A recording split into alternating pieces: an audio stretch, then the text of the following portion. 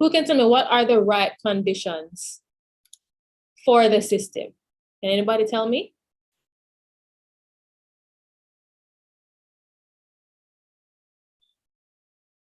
What are the right conditions in the system? Don't be shy. Ensure that we get adequate rest. Yes. So that's one of them. Good So what are all the conditions combined? What are they called? New start. Right. The new start or God's plan, the laws of health. Thank you, Brother Genus. So those are the right conditions that if we allow, if we cooperate and do what we need to take care of our bodies, then we're successfully able to expel impurities when they do come. All right, so let's talk a little bit about some home remedies. And I have just some things beside me here. And these are things you have in your house. Nothing fancy, very, very basic. So let's look at the onion, right? I have an onion here with me. This is an onion from my kitchen. So onion is a drawer, right? It means it pulls from the environment. It's very good for drawing out infections from the body. For example, earaches and boils. Side note, I put this there because growing up, I saw my family do this, but this is not supposed to happen. It's not good to cut an onion because sometimes we don't use the whole onion, we just use half of it. And it's not good to cut the onion in half and use half to cook and wrap the other half in plastic and put it in the fridge to be used later because the onion is going to pull the chemicals from the plastic, right? And so if you're going to use a part of an onion later, let's say you have a huge onion and you're not going to use everything, the best thing for you to do is to get a glass jar that has a cover, cut it up, put it in that glass jar and put it in the freezer to preserve it. Otherwise, if you put it in plastic, then you know what's going to happen there. All right, so this is our humble onion. Let's talk a little bit about an earache. Children, I mean adults too, but oftentimes kids from time to time will get earaches for different reasons. And you can make something called a cooked onion poultice, which is very super simple. So you're gonna cut the onion in half. I have a half an onion here because I used this earlier. I will not use it to cook, just showing it for demonstration. You cut the onion in half, keep the two ends. So what I did here, you do not want to do. I had destroyed the end because I made a raw onion poultice for my son this morning. But you're gonna cut the onion this way. So you're gonna keep the little stalk here, you're gonna keep the root, and you're gonna cut it down the middle. And you're gonna steam it on the stove for a few minutes. And it will be hot, so be careful when you're taking it out. I think 5-7 minutes should be good. And then when you take half the onion, well, the two halves out, take one half, you're gonna squeeze the liquid into a teaspoon and drop a bit of that into the affected ear, okay?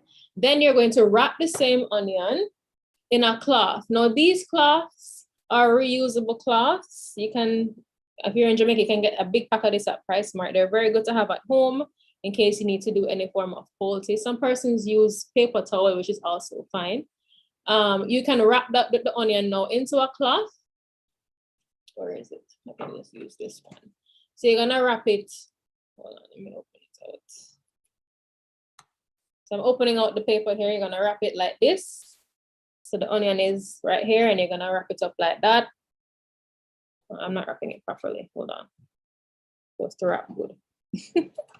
So only a thin layer of the onion should be cooked. Only a thin layer should be over the onion that is covered, right? Then you're going to put some saran wrap, which is cling wrap, on the back of it, right? And this is gonna be hot, so you're not gonna be touching it like I'm touching it. And then you're going to put the onion over the ear like this. And you can have the child sleep on it, or if it's an adult, they can sleep on it. And it will help to pull the pus or infection out of the ear.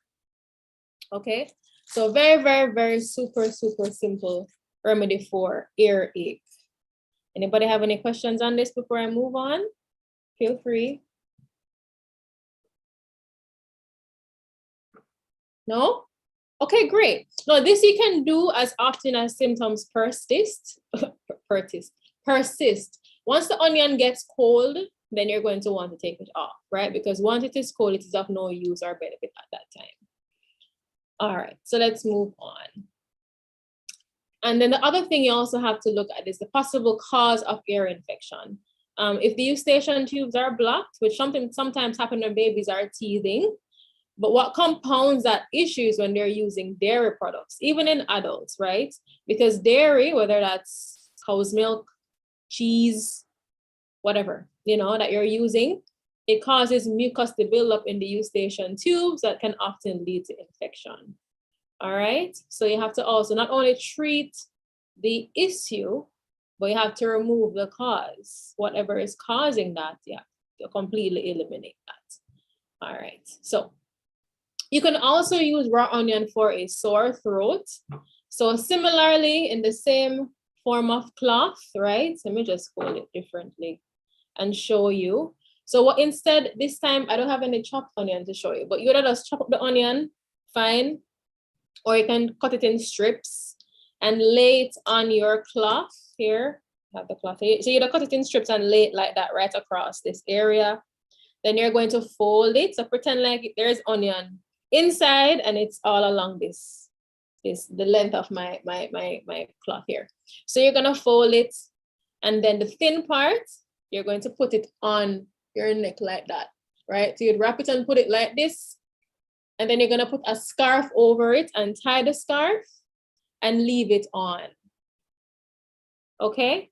Raw onion, that is. Leave it on for as long as you would like, and you can always change the onion to a fresh one if symptoms persist. This is very excellent for sore throat. All right, so that is another simple remedy. Cough. This is another cool way. You can chop the onion up again, and it can be applied to the bottom of the feet I normally use hand towel instead of cloth because it's easier to fit inside the sock. And my son, I did this for Seth this morning because he had a cough. And so you put it on top of the hand towel, and you can put the same plastic wrap on the bottom, and then you slide it inside the sock, you put their feet in the sock, and then it will keep the area warm. It helps to pull infections through the feet because the bottom of the feet have very large pores.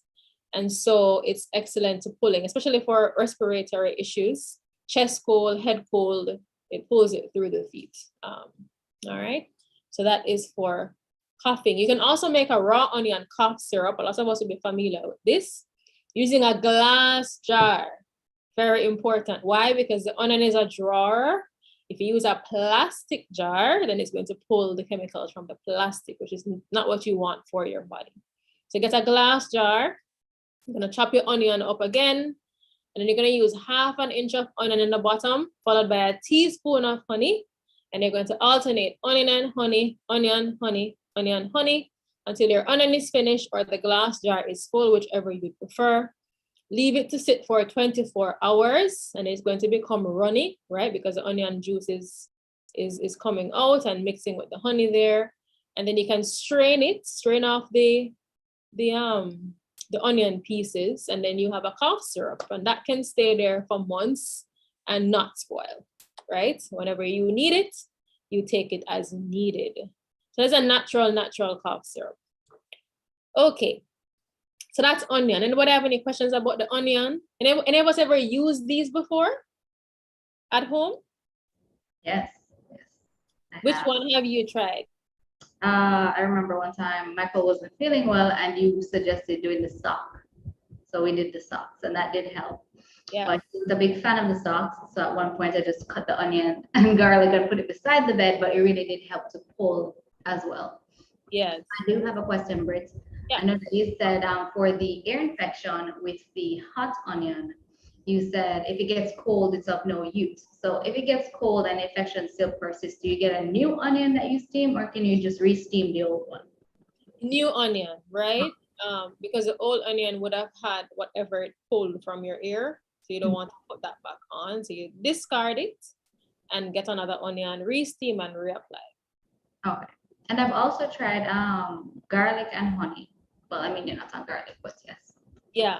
No, garlic is also good. I'm going to talk about that briefly. Garlic is nature's natural antibiotic, right? Hold on. There's nothing on my screen here. Right. The natural antibiotic, before antibiotics were a thing, there was garlic, right? And there is still garlic.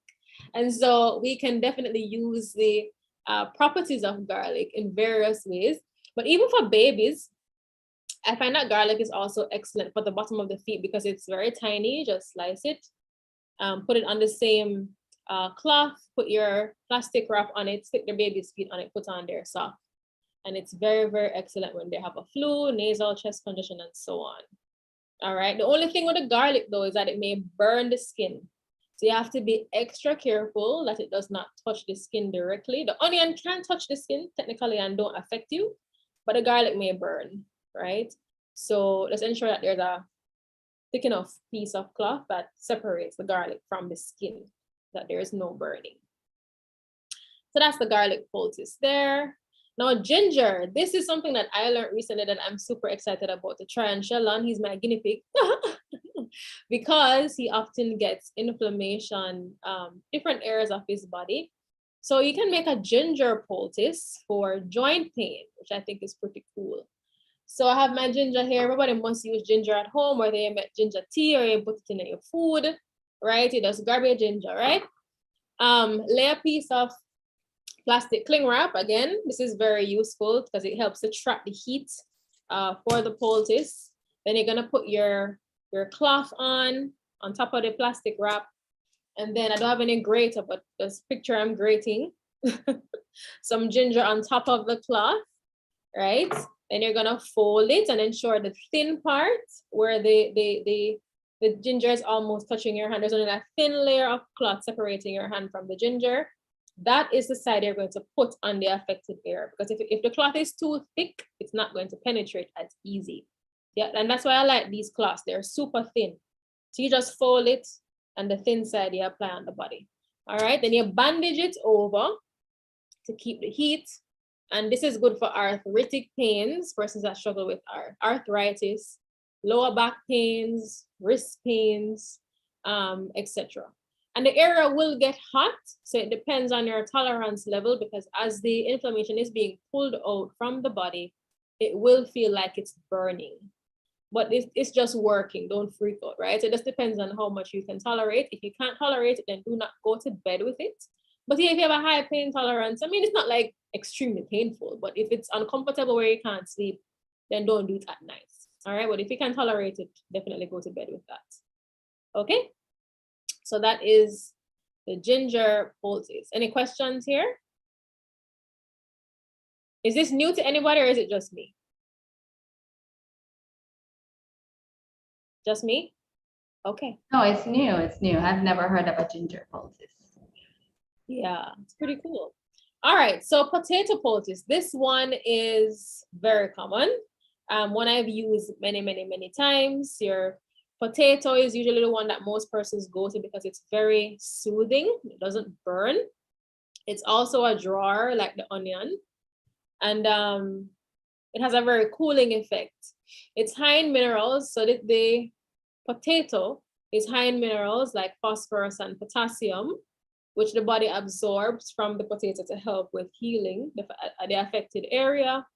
It's very good for tissue inflammation. So ginger is good for joints, and the potato is good for tissue. So issues like mastitis, swollen breasts because the milk has backed up, if you're a breastfeeding mom, eye infections, swollen ankles, ingrown toenails as well. I've heard instances where this also helps splinters, like wooden splinters in the foot. Didn't put that here.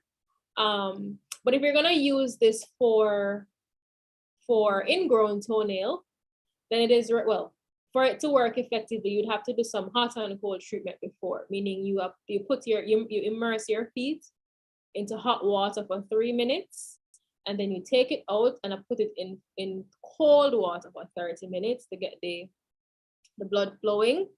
And then after the hot and 30 seconds or 30 minutes? 33 minutes hot, 30 seconds cold. Oh, you had said 30 minutes. Sorry. Oh, sorry. Thank you.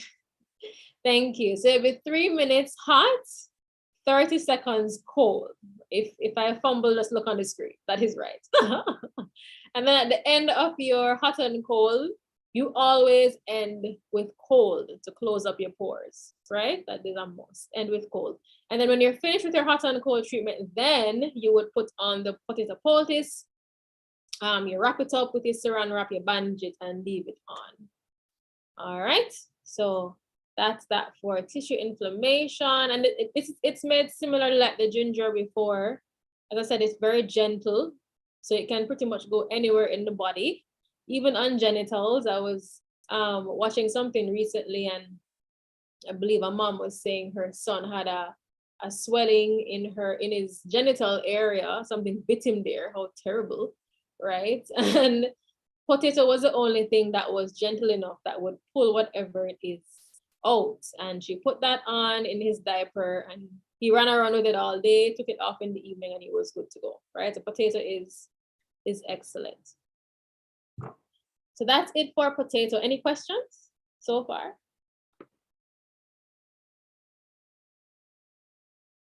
No?